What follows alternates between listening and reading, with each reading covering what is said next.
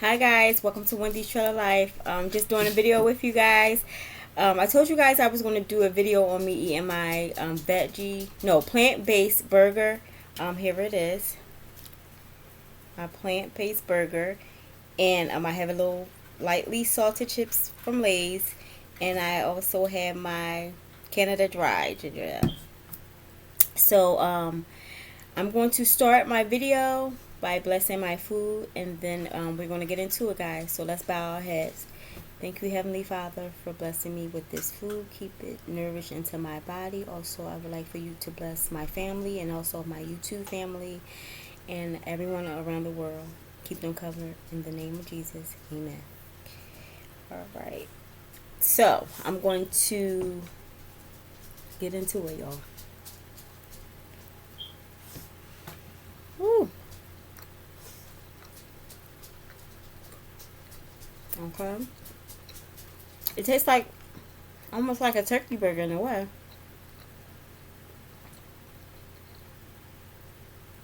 It's actually good. Mmm.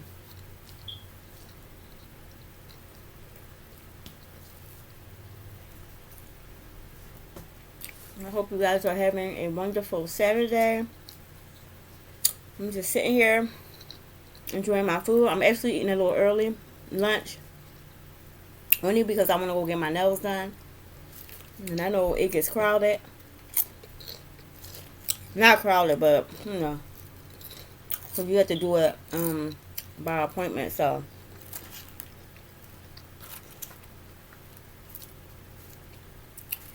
get my nails done, and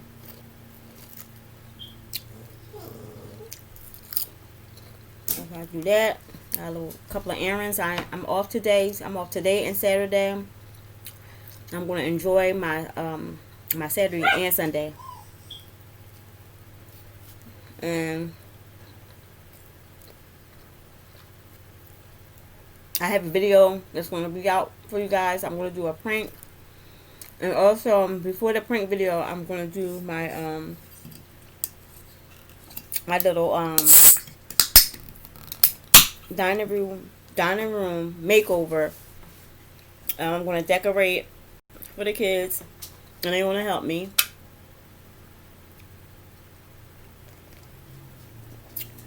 And yeah, I'm gonna do that video. I wanted to add some throwbacks in the video, as far as like of my past years of doing it, like I do it every year. But I wanted to show you guys, because like I said, my kids are grown and those years are over for them. But they still help me. They still enjoy, helping me getting stuff up. Like my son, like if I can't read something, he'll help me put something up or something like that. Like with decorations for different holidays, like especially Christmas, because I be putting up lights everywhere. So he helped me with that, and yeah, the kids can't wait. And I noticed with the school virtually, they're gonna have. They don't really call it Halloween in school anymore. They don't call saying a Halloween. They call it harvest party, or storybook characters, or storybook theme, where the kids dressed up as one of the characters from like a their favorite book, or like a their favorite movie or something like that. The kids are dressed up in something like that, and they're going to be doing that, and the ones that are in school and the ones that are out of school. So that's going to be fun for the kids. And other holidays, I think like they said something about like with Thanksgiving, they're gonna not ban Thanksgiving, but they're gonna like, you want to have like your immediate family at your house, like people who you already been around, like whoever live in a household and stuff like that. So the holiday is going to be a little different. But if you're used to just having small groups, then it should feel different for you guys. You know what I'm saying? So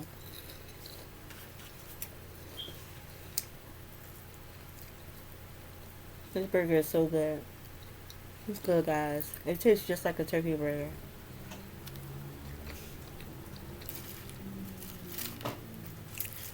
Um, yes. So I'm gonna get those videos out. I'm gonna make sure I get them out for y'all. And like I said, I try to take like the days that I'm off, or the days if I feel, such if I just got off of work and I feel up to like doing videos. Yes, I'll do a video. I don't mind.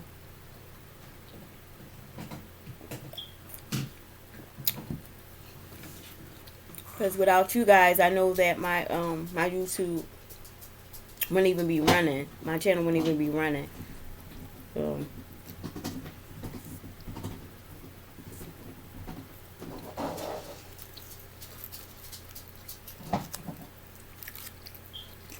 even though I'm working, I'm still gonna get videos out for you guys.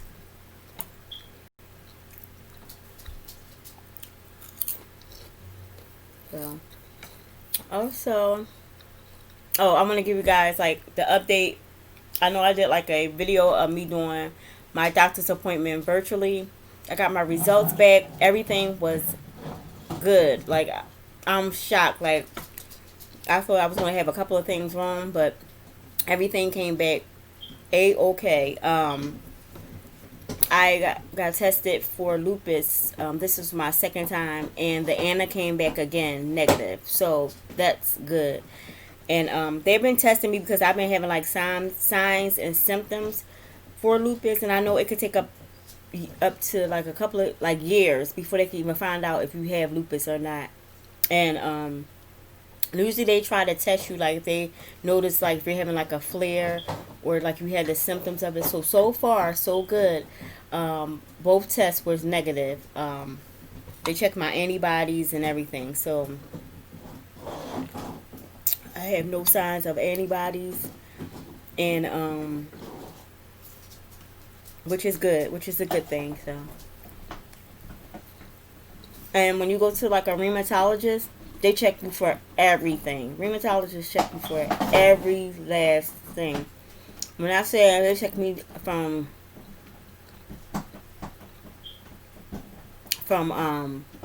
what's that? TB. They test for everything. Hepatitis, everything. They check for all that stuff. So everything was good. And it's good to get checked for those things anyway. You know what I'm saying? So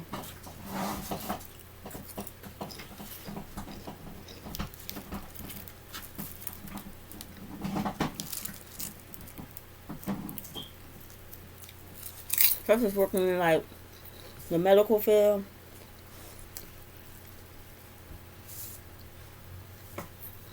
I mean, you just could get checked for everything.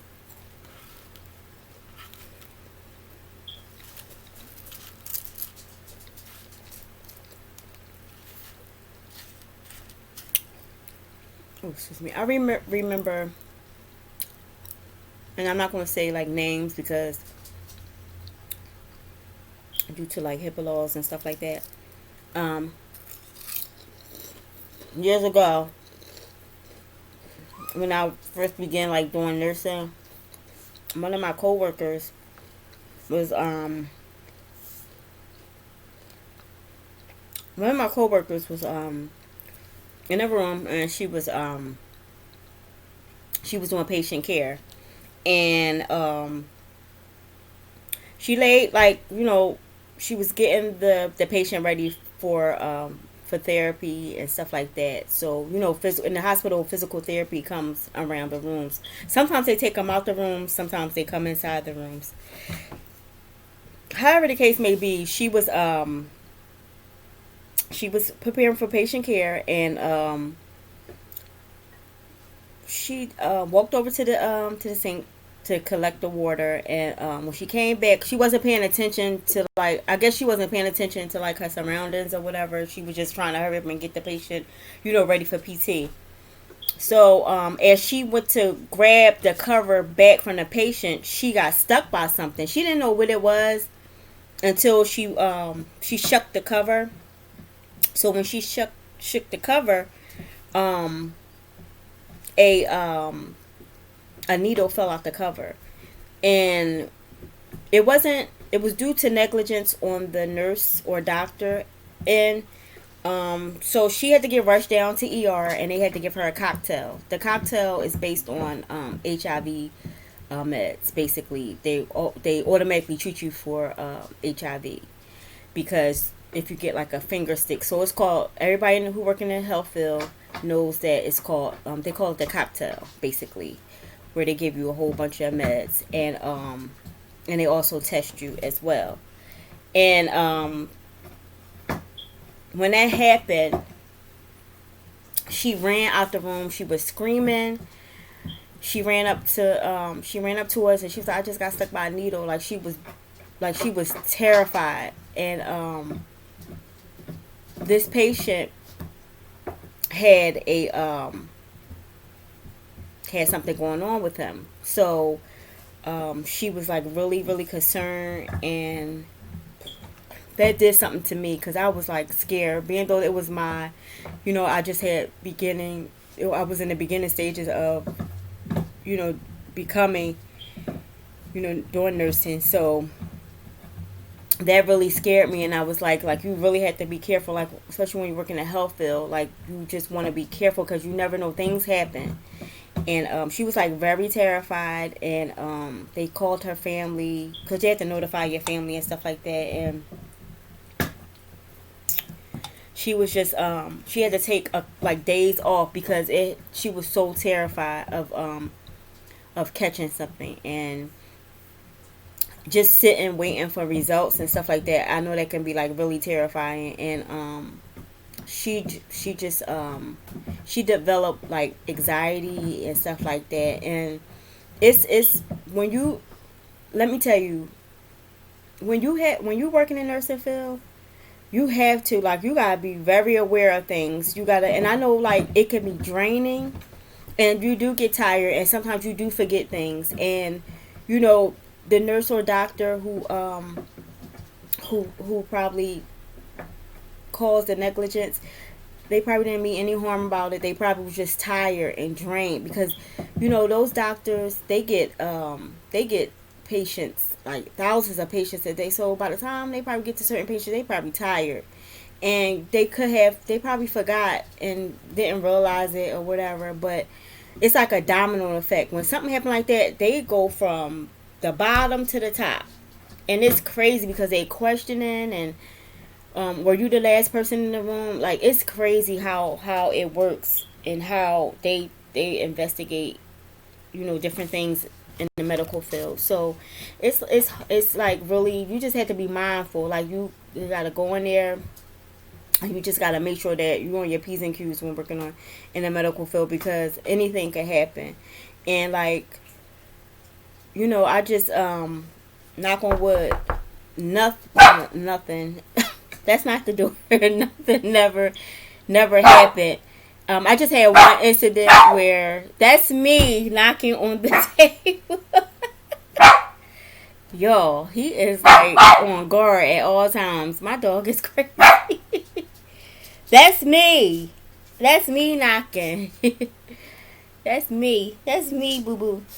So anyway, look at him. He's so bad. Anyway, you just, nothing never happened. But I had one incident with the urine bag, and I didn't know somebody had left the urine bag open.